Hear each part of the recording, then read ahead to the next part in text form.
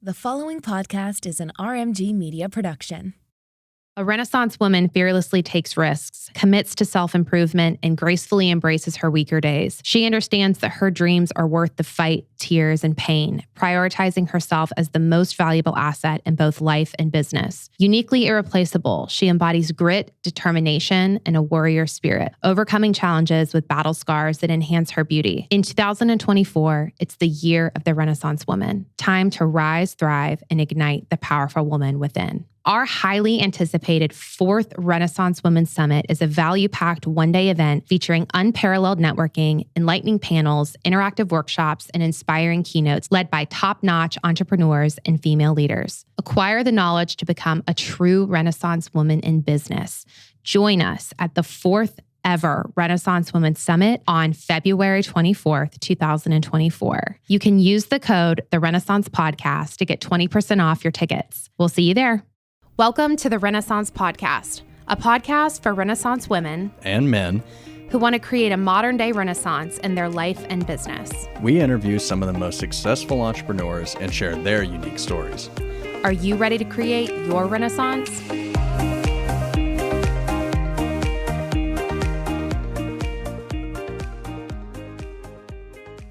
All right, well, we are here with the first episode of 2024. Wow. Happy New Year. Happy New Year. We're having Girl Chat here at the Renaissance Podcast today. I am joined by the lovely Dr. Rachel Rome and my sweet dear friend Tuesday. And remind me how you guys work together and what your relationship is. I know you're good old friends. We had previously worked together at about 5 years now. We've known each other. And she's always been kind of the marketing queen that we've worked with and has done amazing things. And we've just kind of stayed friends since then. Yeah, to know Tuesday is to love Tuesday. That's the truth. It's so everyone Ditto. I know. Everyone is Ditto. like, loves you. Well, and we weren't originally going to pull Tuesday in, but I'm so glad we did because I was like, we've needed to have Tuesday on the show for so long. But she experienced the ketamine therapy recently. Yes. And you were like, I'd love to share kind of my story. Before we do that, though, I want to kind of go back a little bit. So, Rachel, we were talking off air about how not a lot of people know about this. I was actually having conversations this week with my mom and my husband. I was like, you heard of this? And they were like, no, I've never heard of that. So take us back to what this is, the root of ketamine therapy. I know this is the bulk of what you guys do at your practice. And then how you got into this. Sure. So ketamine IV therapy has come out within the last 10 years as being a rapid treatment for depression, anxiety, PTSD, and some difficult to treat chronic pain conditions. And, that's what primarily we do at our clinic, Mindful Infusions of Tennessee. And the reason that we created the clinic, I'll have to probably start with more of my background to fully explain it. I'm an anesthesiologist, and then I also did some further training in interventional pain management.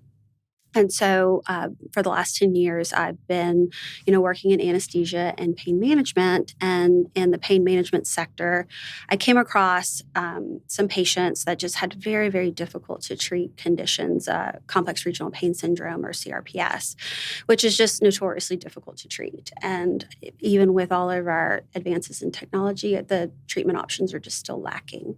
And so I started down a road of research trying to find out other treatment options that I could, offer them to help these patients. And I came across ketamine infusions. And honestly, I was shocked by the types of results that the research papers were showing. For such a difficult to treat condition, it was really, really encouraging. And so I gathered some information. I talked to my patients, of course, about trialing this option. And we had 2 patients that wanted to do it. And so we gave it a go. And it was amazing. Their complex regional pain syndrome drastically improved. Their lives were, improved by this type of treatment. But what was really surprising and unexpected was they both came back and they were noting and commenting on how much better their mood was. That their depression symptoms, which with chronic pain conditions, mood symptoms typically are very closely related. And so both of them had that diagnosis as well. And they came back and they just kept on talking about how much better they felt. It wasn't just their pain getting better, it was also their mood symptoms.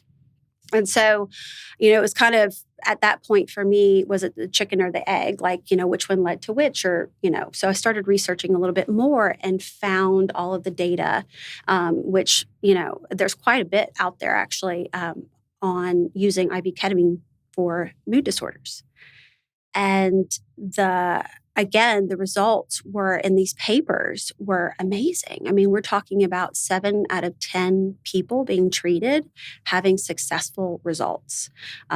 And when you look at the traditional treatment routes, just looking at just what the data says about the research, the traditional treatment routes for mood disorders like depression, anxiety, you typically will get an antidepressant or sometimes two, combined with counseling.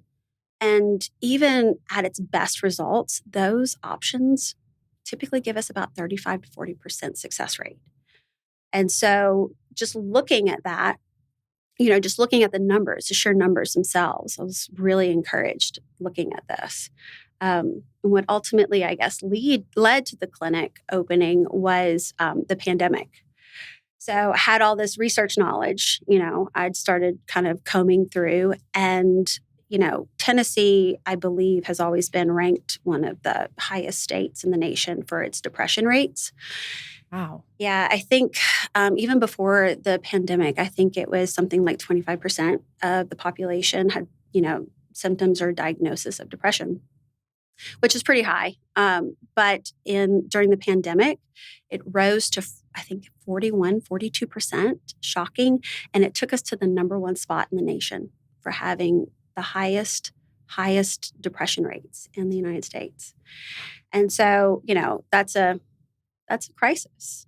That's lots and lots of people that are needing treatment options. And so I just felt like I was being called to open up the clinic and provide this treatment to the community. Wow. I mean, how remarkable. And, of course, from a business standpoint, there's a white space there. There's a business opportunity here, but leading with that impact mindset of like, wow, there's so many people that really need this. And now it's my job to kind of educate the masses on what this is and stemming from education as a whole, which we were talking about off air as well. Mm-hmm.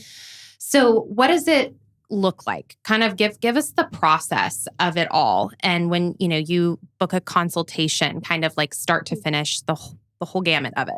Okay, sure.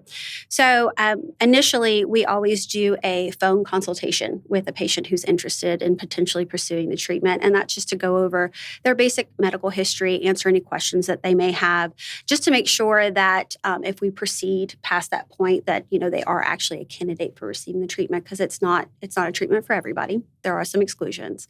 And so once we get past that point, we gather their medical records, their health data, and we get in touch with all of their already established providers that they have, their mental health providers, their primary care doctors, their psychiatrists and counselors and things like that. So because we want to move forward with this treatment as a team effort. And so then, of course, the first appointment is a very thorough evaluation about their medical history, their goals that they're trying to get out of it. And honestly, I spend almost an hour probably going over just the basis of how we think ketamine works and why it gives us these treatment results likely. And then also kind of trying to prepare the patient for the type of experience they may have, because that's what most people want to talk about. Yeah. Ketamine, of course, it's an unknown to most people, and there's a lot of fear associated with just kind of undergoing a treatment of this sort. And so, I spend a lot of time just kind of taking patients through, what the possibilities are. Who is an ideal candidate for it? An ideal candidate would be someone who has suffered with depression or anxiety or PTSD. And like I said, of course, like neuropathic chronic pain syndromes for a while. And they've typically gone through the traditional treatment routes, typically a trial of 1 or 2 antidepressants or other medications plus counseling. And they're just still not getting the results that they're wanting. Now, of course, we have to exclude comorbidities, things like really significant coronary artery disease, really significant COPD, uncontrolled blood pressure, things like aneurysms, history of stroke, those types of things that we have to kind of watch out for and just kind of evaluate the whole entire patient before we decide if they can move forward. And I saw on your website about postpartum anxiety or depression. Postpartum depression. Is that a common kind of person that you see at the practice? Yes.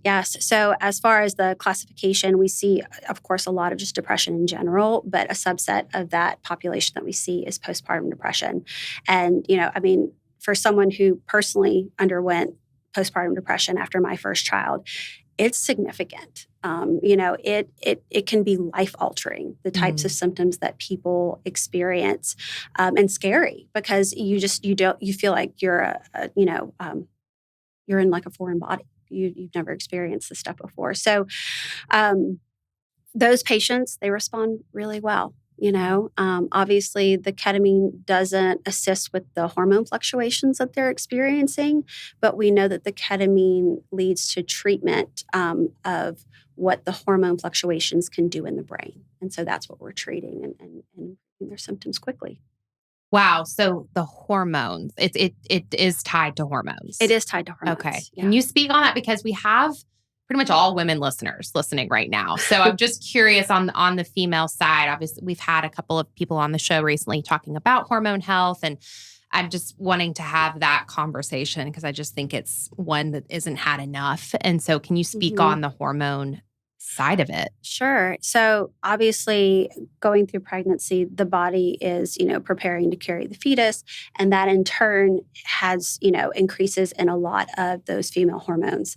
When we give birth, ultimately we have a drastic drop in those hormones, which can lead to emotional fluctuations.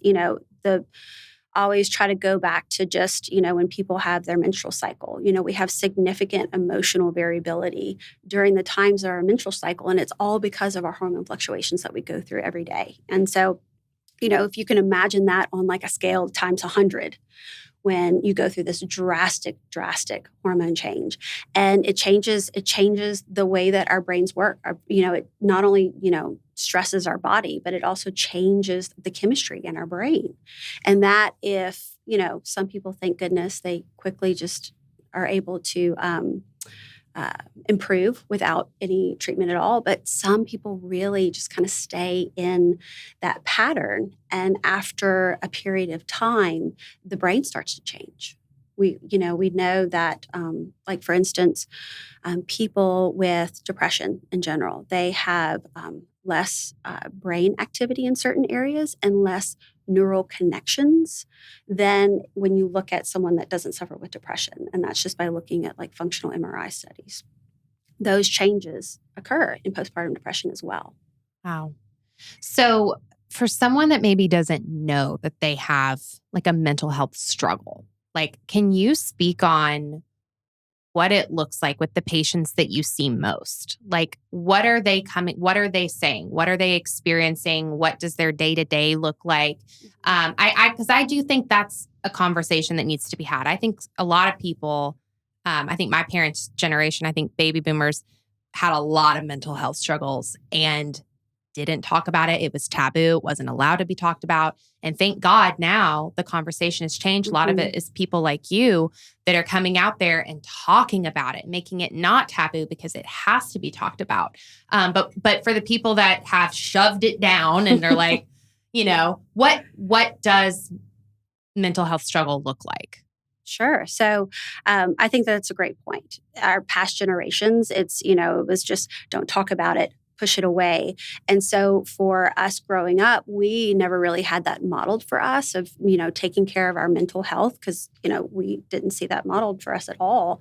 I love the fact that now we're openly talking about mental health disorders. And so, yes, to talk about the symptoms, depression, a lot of people will struggle with just kind of in general, a low mood, but primarily hopelessness.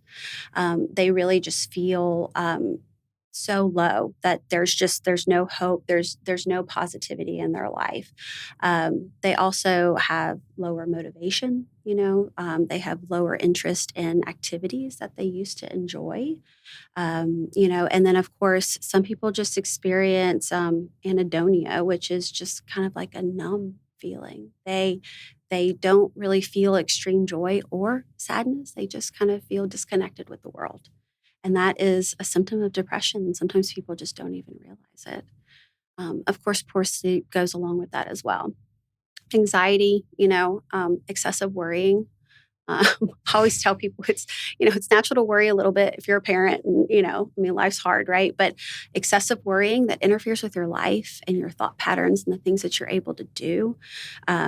Physical manifestations of anxiety, sometimes people don't realize it's them not processing some of their symptoms. And so it comes out as elevated heart rate and sweating, shaking, tremors, things like that.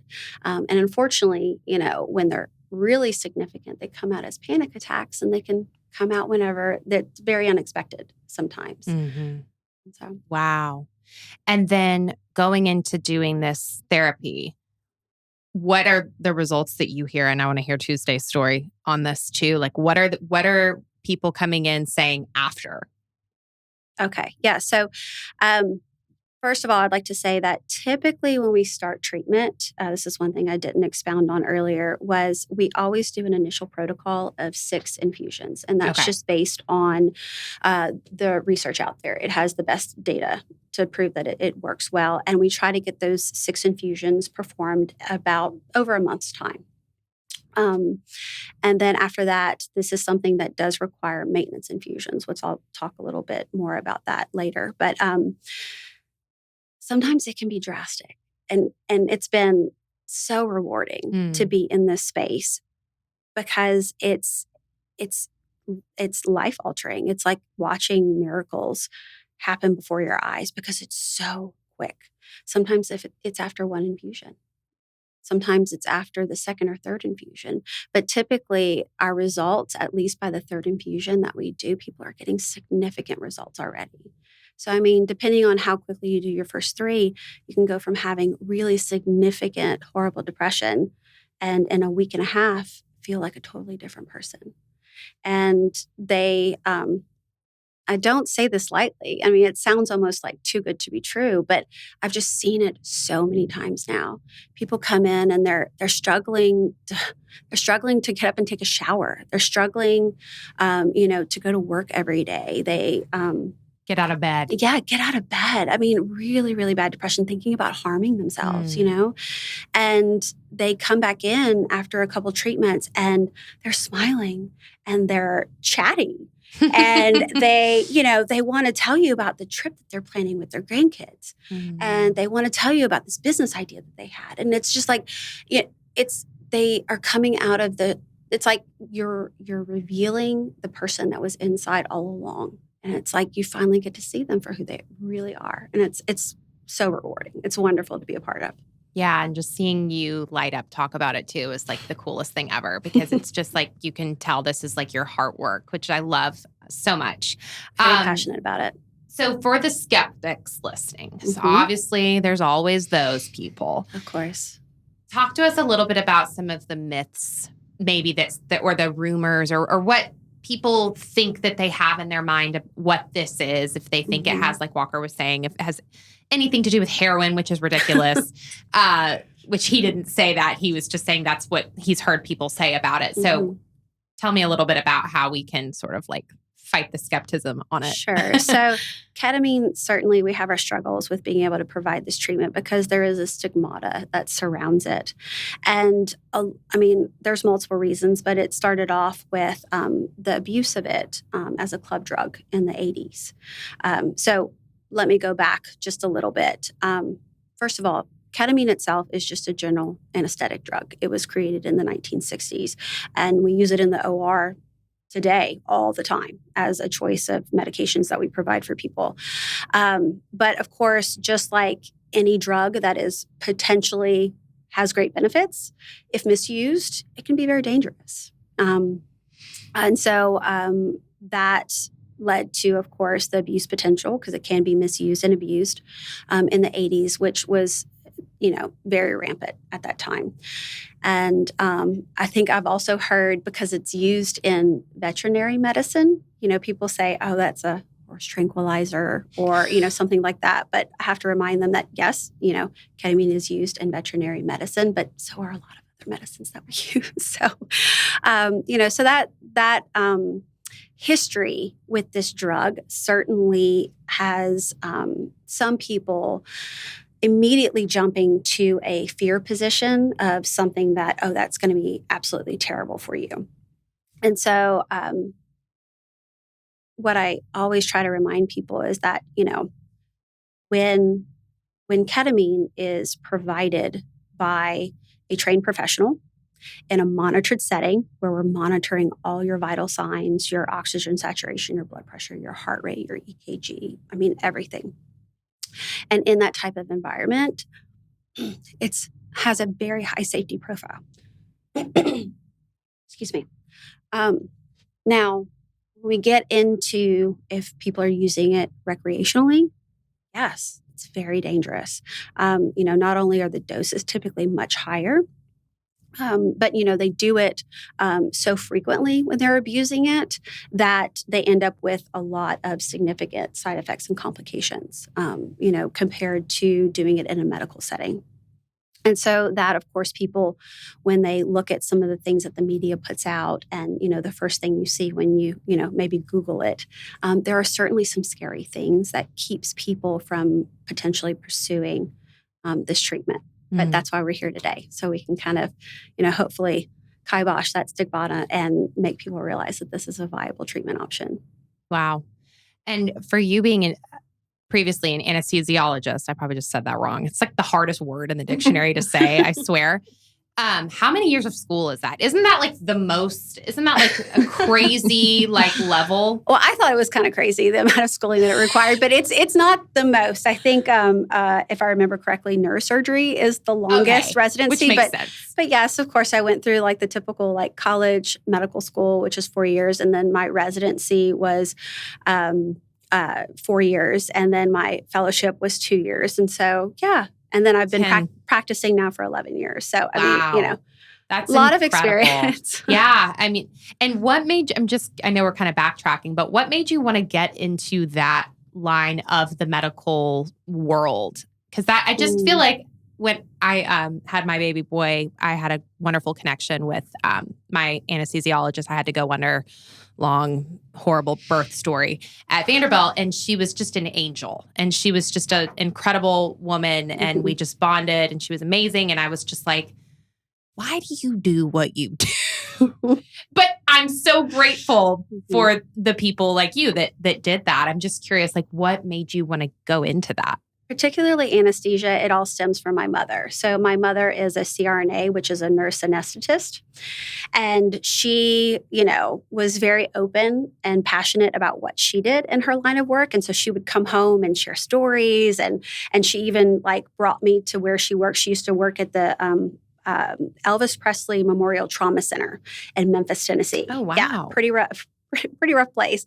But she was amazing. She was able to see some really amazing things there. And when I was, I believe, 14, I shadowed her over there and was just so impressed and became really interested in pursuing a career in medicine.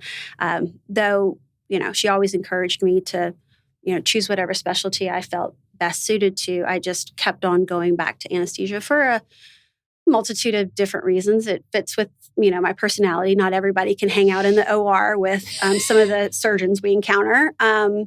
But it also was a great mix of pharmacology, physiology. It's never boring. Each case is individualized. And you get to do a lot of things with your hands as far as interventions and procedures and things like that, which I really, really enjoyed. Man, it takes such a special person to be. It really does. That is just and you're saving lives. It's just incredible. I'm just such an opposite. I could never. I told you my fear of needles is like, that was for me, the scariest part of giving birth was not even the birth part. It was just the IV. Mm-hmm. Like, that's so dramatic, But right? you know, that's actually really common. I mean, honestly, so you're not alone. It's like, I just feel like I'm such a baby. When am I going to get over it? But I can't get over it. Well, I want to hear y'all's story because Tuesday, you came in and said it's just been life-changing for you. And I would love to hear that perspective from someone who's recently gone through this. This is incredible. Yeah. Well, Rachel and I have a unique relationship, or I guess I have a unique relationship with Mindful Infusions because we're friends and I've known her. We've had a business marketer relationship for quite a while. But when she started Mindful Infusions, I was also walking through a mental health journey with a family member. And so there was PTSD, OCD, major depression, major anxiety, and walking through this mental health journey, seeing this person go through the gamut of prescriptions, trying this medication and seeing that fail, and trying this medication and seeing that fail. At the same time, the way that life was lining up, I was helping her launch the business, and these new patients of hers were coming in and leaving these amazing reviews. And so I'm learning about what these other people are experiencing from their testimonials. And so I go to my family member and I was like, you know what, you need to try this. Let's see what this is about. And I've worked with Rachel for several years, knowing her bedside manner and her relationship with her patients. I had 100% trust in whatever this process was going to be. This family member of mine, I saw how they were affected, not just over, the course of the 6 treatments, but also the next year. There was something about the ease that they were able to go through life with that was just noticeable and different. And so I was like, okay, there's something to this naturally. And then as we've worked together, more and more people I've seen her patients go through the process and tell their story, and just to hear the hope that they have. We use that word a lot because that's kind of what the number one thing that we're wanting to see. You see people come in and they're just desperate because they want to have a desire for life again, a desire to interact with their family. They want to have some sort of reason for being, and that's what they walk away with. And so after, it's been a couple of years now. How long has the clinic been open? 3 Mm-hmm. years. So it's been 3 years since I've seen all of these people. Or 2.5, but yeah, close. tell their story. And in that time, I've also been going through like a healing mental health journey. I've been seeing a therapist consistently for 5 years. I did a week of on-site in Cumberland Furnace this time last year. And so I've just been learning about alternative ways to work through, underlying issues, whether that be some sort of like past trauma, or anxiety or depression, whatever that may be. And so I felt like I was ready to try this as well. And I feel like it was the perfect time for me to fully embrace the experience, because it's trying something new that is cutting edge is always a little nerve-wracking. And so, and I don't like medicine. I don't like anything that alters my state of being. And so I was a little apprehensive. But my personal experience with the ketamine therapy was just so surprising. I've had anesthesia once. I think I said that earlier. And for some reason, I expected it to be something like that. But of course, you don't know what anesthesia experience is because it knocks you out. So I don't know. I just had all of these ideas in my head. But I will tell you what I did experience was a deep connection with self. It's almost like if you struggle with anxiety or depression, there's almost like a block that's going on in your mental space where either the anxiety is too strong for you to address or discuss or connect with the issue that's causing the problem. Or maybe the depression just keeps you too down for you to be able to see that there is a way past it. And I think struggling in those spaces is the hardest part of people moving through the path of progress to a healing journey.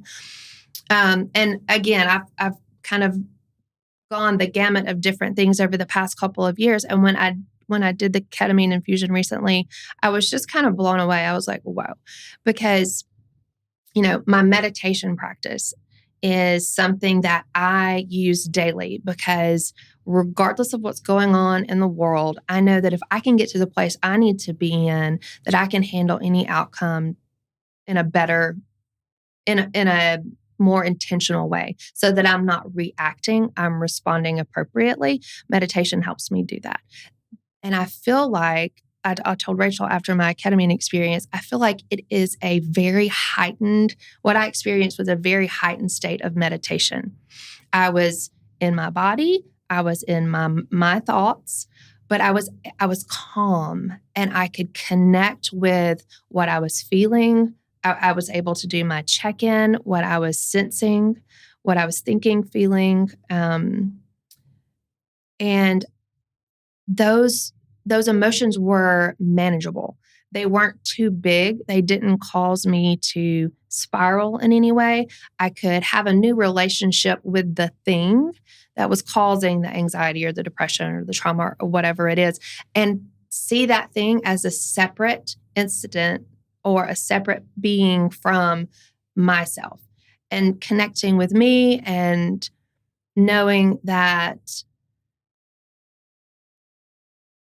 what I'm experiencing is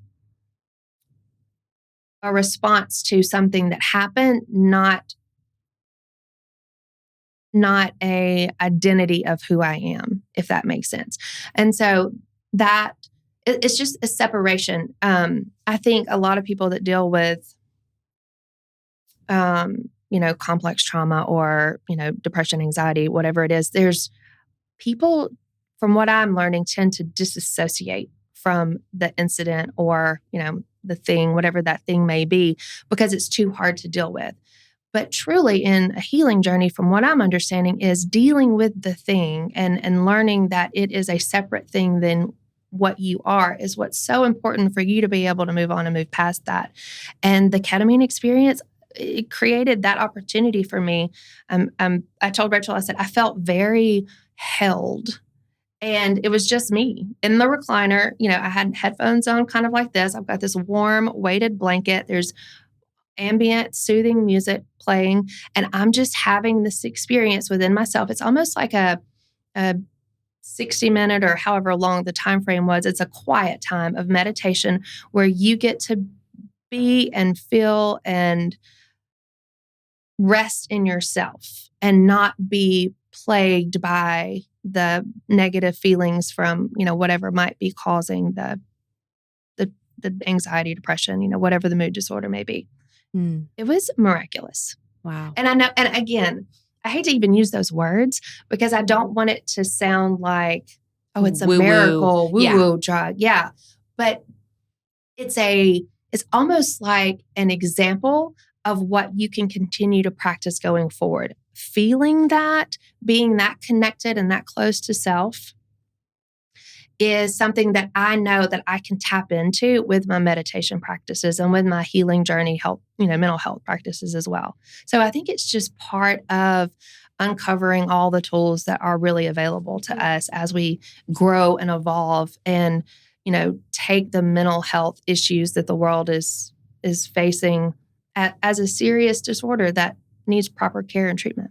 And it's the accountability too of like, I'm going to this. I'm going to commit to this. I have to. I'm imagining you not having your phone either. Like that's probably not allowed. No. Which is good, right? How do you even be calm when you have your phone? That. You can't. Mm-hmm. And it's that practice. It's that consistency. It's that rinse and repeat, which I have heard from people who specialize in meditation. Like you have to practice at it. It is a mental thing. And anyone that is listening that's been in a meditative state, it is incredible. And there's nothing better and you feel like nothing can get to you at that point and that you can overcome anything. And so I love that it almost has that side sort of pro and benefit of it is like you that consistent. That's amazing. That everything you just said. Yeah. So after Tuesday had finished her infusion, and of course she was telling me this, it spurred a conversation because she related the experience so much to meditation. And I was telling her that last year, there's actually a research article that came out and they were looking at EEG. So it's basically where people's brain waves are monitored. They have electrodes on and everything. And they were running EEGs when patients were undergoing IV ketamine infusions. And what they found was a significant increase in gamma waves. So there's all kinds of different waves in the brain, delta waves, gamma waves. But what they noted was the pattern and the increase in gamma waves is a replication of what they see in long-term meditation users. So the really high states of meditation, when you've been doing it, like you said, practicing it and really getting good at it, they have the same increase in gamma waves. And so, that's exactly what is occurring. It makes total sense why you would feel that. And I love what you were saying about anxiety and when there's a challenge that comes your way, when you have severe anxiety, that challenge becomes your whole personality, right? Like whether people know it or not, it's all you're thinking about. It's all consuming. It's like, even when you're not thinking about it, your body is reacting to that. That's such a good point. I'm glad you said that. And I think that's what the piece of it, when I said earlier, like I was noticing, I was able to check in with myself. Not only was my mind able to almost put the thing down, but my body was too. The body keeps the score. I'm sure you guys have all heard of that book. Like it is so true. Whatever you have going on in your mental health space, your body is holding on to, and you're being affected, whether that's, tense muscles, whether that's lower back pain, whatever that may be, you're carrying that around with you. And I feel like that's probably why there are so many rave reviews about this process, because not only are you in a better mental space, but you feel lighter and freer because your body is letting go of all of that you've been carrying and storing and just trying to deal with without knowing, that there is there is an outcome that can allow you to be free of that. So Rachel, we're in the beginning of the year, right? We're Januarying hard. It's a month of resetting. It's a month of looking at last year, and everyone's really, I feel like right now, beating themselves up what they did wrong last year and how they can be better. And it's all a conversation of like, be better, be better, be better. And I'm anti that. I'm like, no, let's look at last year and, be grateful for getting through it if it was a hard year for us. And let's move forward and yes, we want to be better. But let's not forget about, the girl that got us through those hard seasons. But I'm just curious from you, what's something you would say to someone listening that's struggling right now, really, or someone listening, they know someone in their life that's struggling right now from an anxiety standpoint, depression, postpartum depression. What would you say? So, there are a lot of free or inexpensive things that people can do just to try to boost their mood in general. Not all of them are popular, but, before even talking to your doctor, like if you feel like this is something that you're wanting to move into the new year just with in a better mental health space, which I think all of us would probably be better off that way, really trying to improve that. I would say there are simple things you can do, like really focus in on your sleep. People forget about that. Sometimes sleep is so important. I don't know anything in life that's not worse when you're tired. So, just in general, lives are busy. It's difficult out there. And if you are not well rested, you're not going to be at your best to tackle all those things. Putting down social media, that's not very popular, but we know it's bad for us. I mean, everybody knows it's bad for us. And adults, just as children, we have a very hard time regulating our consumption of that. But we know that, with more use, it leads to further depression, the comparison syndrome, imposter syndromes, and it really is just a really negative mind space to be in. And so I'd say that's something easy to do. And then exercise. You don't have to be a CrossFit athlete. You can go for a walk, move your body 30 minutes a day. It's amazing the mood improvements that people will see if they just do it consistently. You're talking about all the New Year's resolutions that are going on. What I always like to remind people of, this is a little tangential, but if everybody starts off and they have, maybe 10 things they want to work on, and they start everything all at the same time. They're like, I'm going to get in a better mental health space. I'm going to lose 15 pounds. I'm going to finally train the dog, like whatever it is. But they try to tackle everything all at once. And all of these things, they have to become routine. And in order to become routine, it really takes effort to focus the energy to get past that 60 to 90 days, which is what they say it takes for it just to become a habit.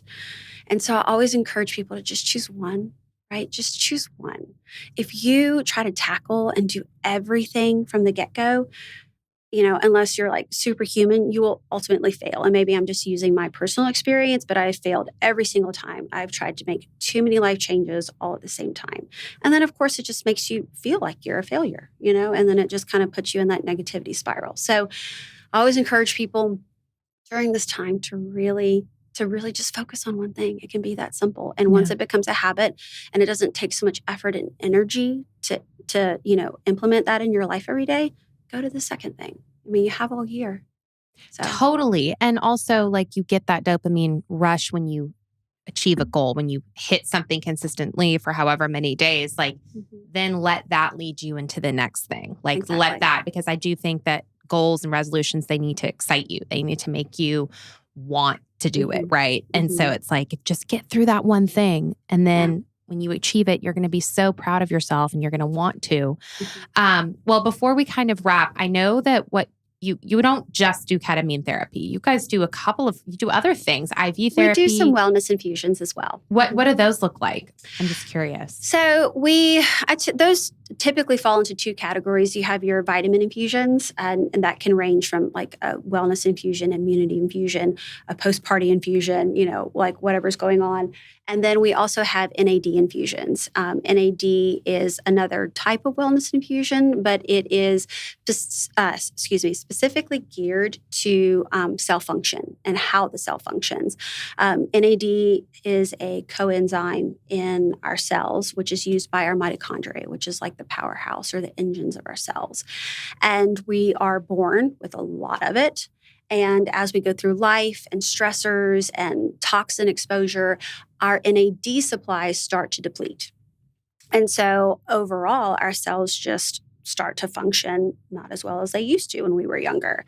And so there has been a direct correlation with kind of increasing your NAD stores again, and anti-aging benefits, decreasing cancer benefits, immunity benefits to, ultimately, if your cells are working at their peak performance, so is everything else in the body going to be. So there's also a use for NAD in athletic performance, which has been really interesting to kind of see patients' results. But, they come back in and they say that, their recovery is faster, their, lift time, their lift weights are better, their, speeds are better. Wow. And so, again, it's just that the body, the cells on a microscopic level are functioning better. And so all of the systems function better. Oh my gosh. I need to come see you and just like do it all. Just check all the boxes. I'll have my best year ever.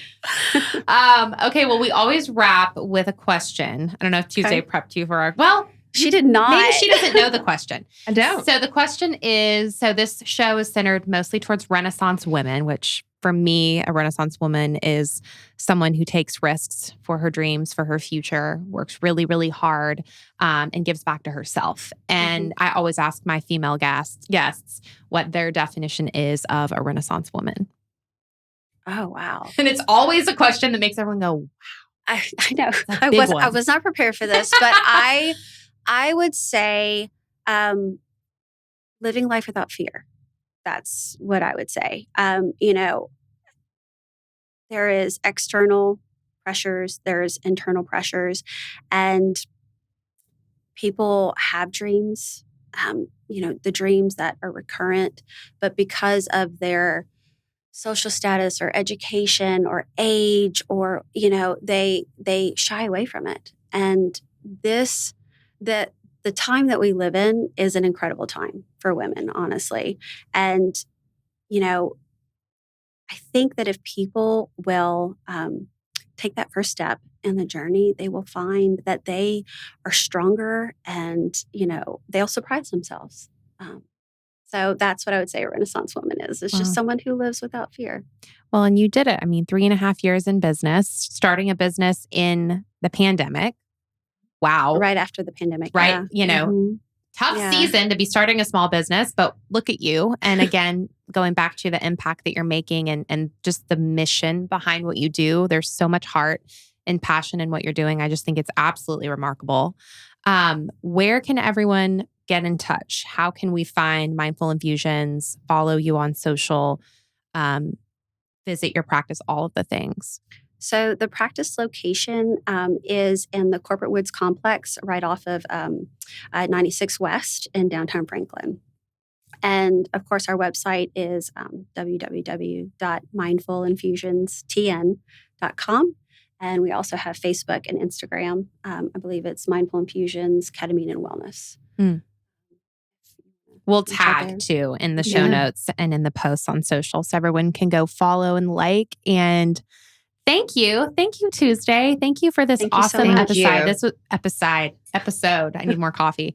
And it was just lovely chatting with you. And I cannot wait to learn more. And for our listeners, do a deep dive. You guys have a lot of great education on your social media that really unpacks all that you do and just really gives people a great understanding of what it is. And that is a safe, incredible thing. And the testimonials and the reviews speak for themselves. That's really all the research you need to do is just read the impact that it is having on so many incredible people. So thank you, Rachel. Oh, thank you for having me. Until next time. My pleasure. See you guys.